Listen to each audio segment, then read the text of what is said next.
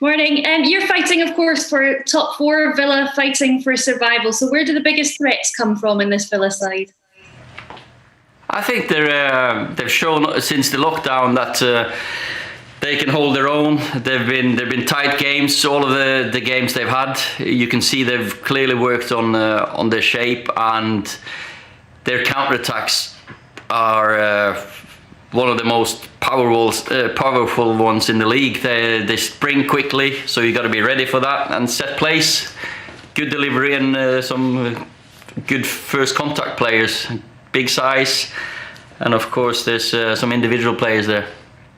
David De Gea is about to overtake Peter Schmeichel in terms of his appearances for Manchester United. Having watched him from afar, Ollie, and now obviously working with him, firstly, did you think he'd develop into the keeper we see today? And secondly, is that loyalty becoming more rare in football in 9 years at the moment at the club?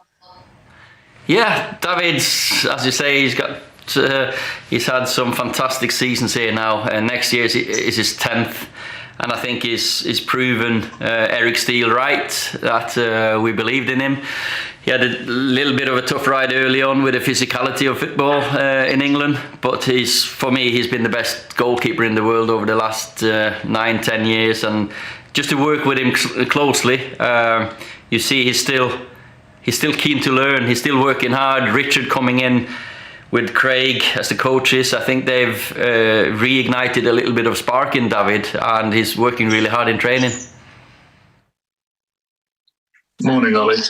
Jack Grealish was the standout player when you guys played at Old Trafford. Is he going to be the main threat again? And just how impressed have you been by him? Because he seems to have really kicked on since his last spell in the Premier League.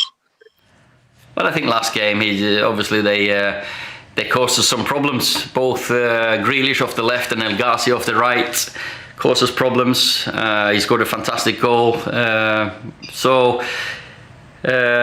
There's been lots of said and talked about him, and we need to be aware of him. Whoever's close to him, if he's off the left or if he's in the middle on the right, what he does is attract players to him and create space for others. So there's not just one player in that Villa team. There's many of them.